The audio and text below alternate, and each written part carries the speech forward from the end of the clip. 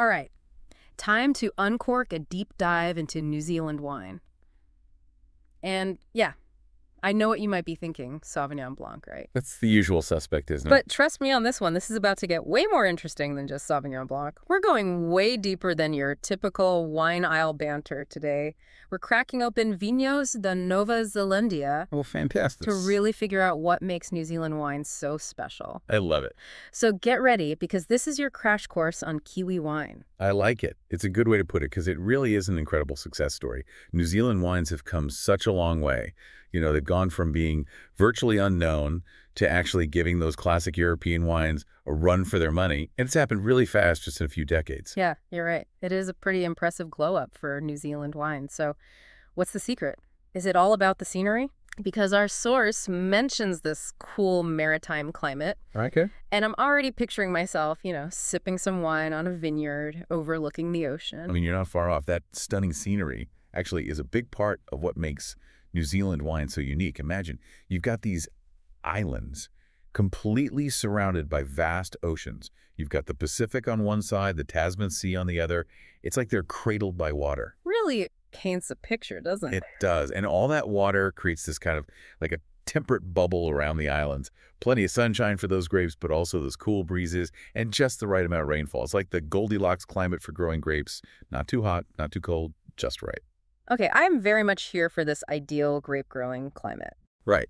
And here's the thing. It's not just one climate fits all.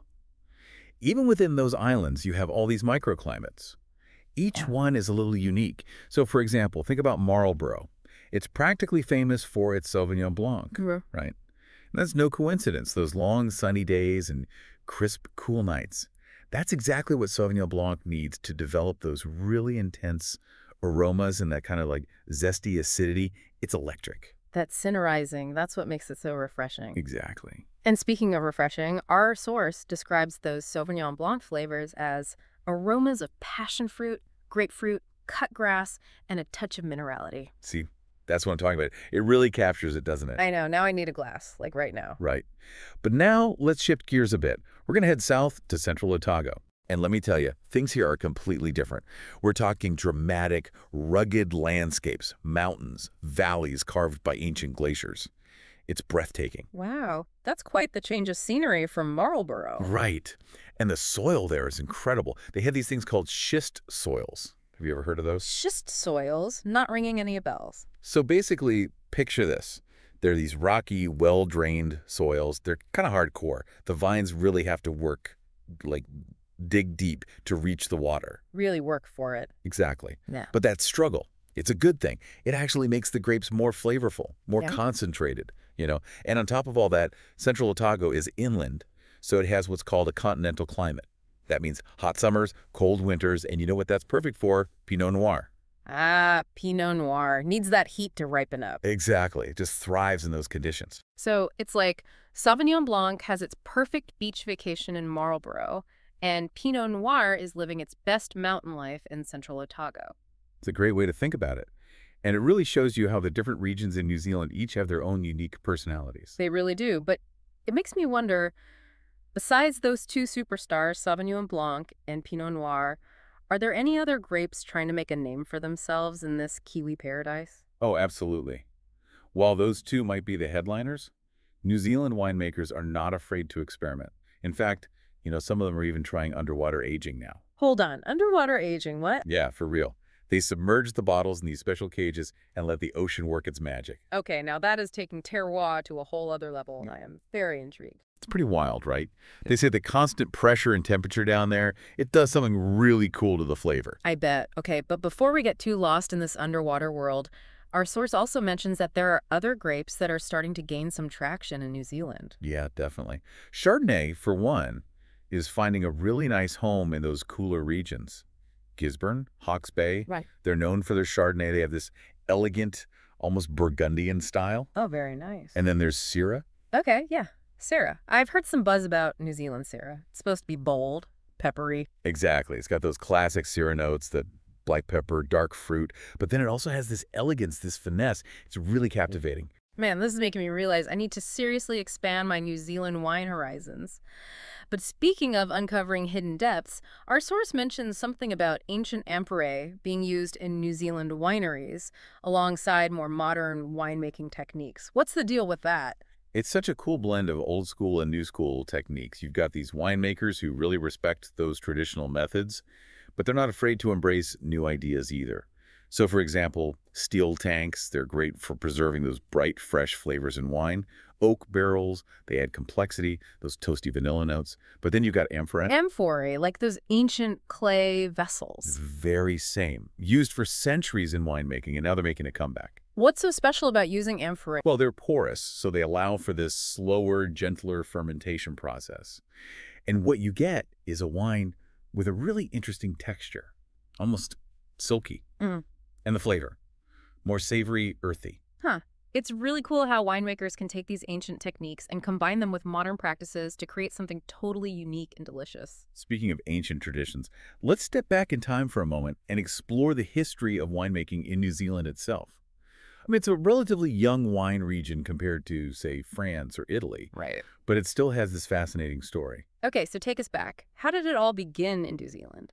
Well, people tried to establish vineyards there as far back as the early 1800s. Wow, really? That far back? Yeah, but it wasn't smooth sailing. Those early settlers, they really faced an uphill battle. The soils were unfamiliar, the weather was unpredictable. It sounds like they had their work cut out for them. They did, but they didn't give up. They had this pioneering spirit. They truly believed that New Zealand could produce something special. They just had to figure it out. And did it pay off? I mean, we're talking about New Zealand wine today for a reason, right? It did. It took a while, but their persistence paid off. A big turning point came in the 1970s and 80s. A new generation of winemakers came onto the scene, and they were ready to shake things up. Oh, I like them already. Tell me more about these rebels. They were done with the status quo. They wanted to experiment, push boundaries. They really believed in New Zealand's potential to make world-class wine. So they were the ones who really put New Zealand wine on the map. Yeah, you could say that.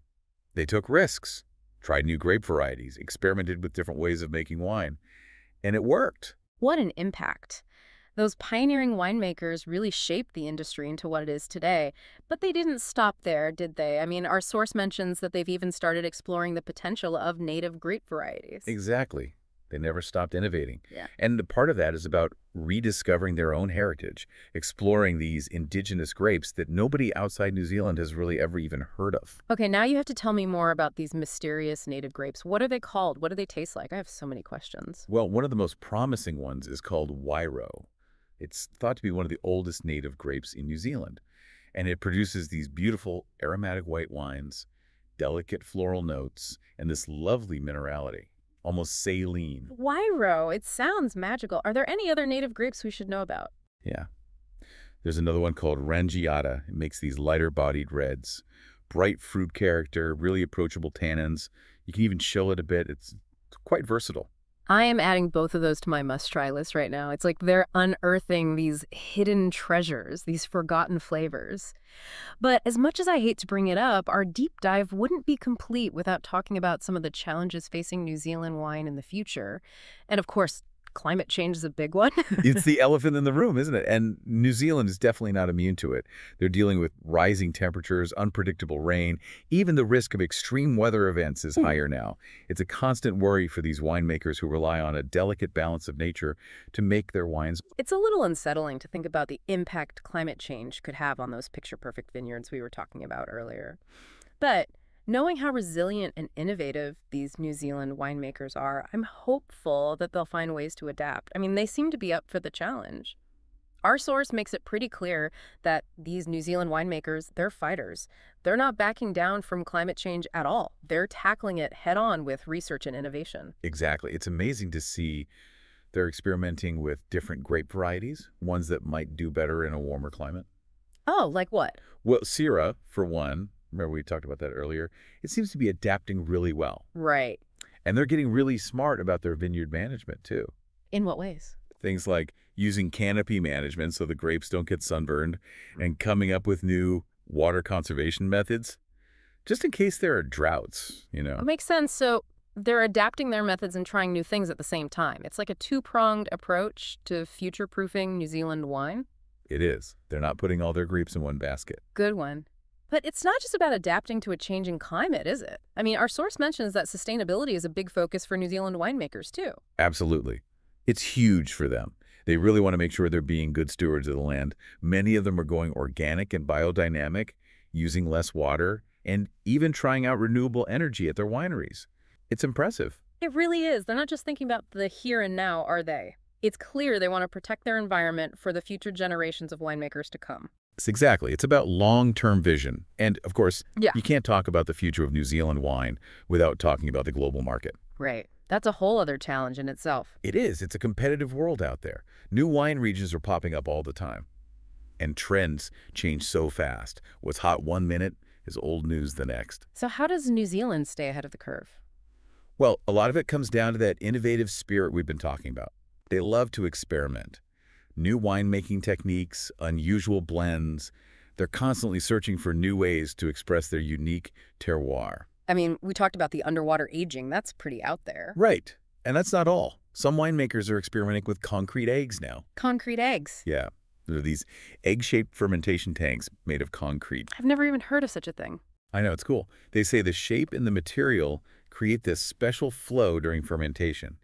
And that apparently gives the wine this amazing texture and complexity. Wow.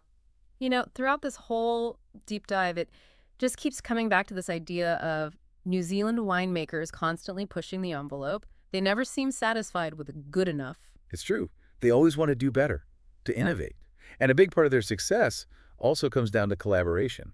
There's a real sense of community among New Zealand winemakers. Oh, really? Oh, yeah. They share their knowledge. They support each other. They understand that a rising tide lifts all boats, you know. That's awesome. They're not just competing with each other. They're working together to make New Zealand wine the best it can be. Exactly. And it's clearly working. It's that combination of innovation, collaboration, and pure passion that has made New Zealand wine what it is today, a global force to be reckoned with. I have to say, this deep dive has been a wild ride. We've covered so much ground, from the basics of Sauvignon Blanc all the way to underwater aging, native grapes, and concrete eggs. We really have. Yeah. It's amazing how much there is to learn about this little corner of the wine world. It really is. So, as we raise a glass to New Zealand wine, what are some key things you hope our listeners will take away from our deep dive? You know, more than anything, I want them to remember that New Zealand is a land of diversity. Not just in terms of the stunning landscapes, but also in the incredible variety of wines they produce. So don't be afraid to step outside of your comfort zone. Explore a bit. It's a big world of wine out there, especially in New Zealand. Exactly. And the other thing I hope they take away is this. There's a story behind every bottle of New Zealand wine. A story of passion, innovation, and a deep connection to the land. These winemakers are true artists. They really are. It's a good reminder that wine isn't just about what's in the glass, is it? It's an experience, a story. I love that. It is. So the next time you see a bottle of New Zealand wine on the shelf, take a moment, think about its journey, from those beautiful windswept vineyards all the way to your glass. It's a journey worth savoring. Cheers to that. Cheers! Well, there you have it, folks. Our deep dive into the world of New Zealand wine. Until next time, keep exploring, keep discovering, and as always, cheers to expanding your palate one sip at a time.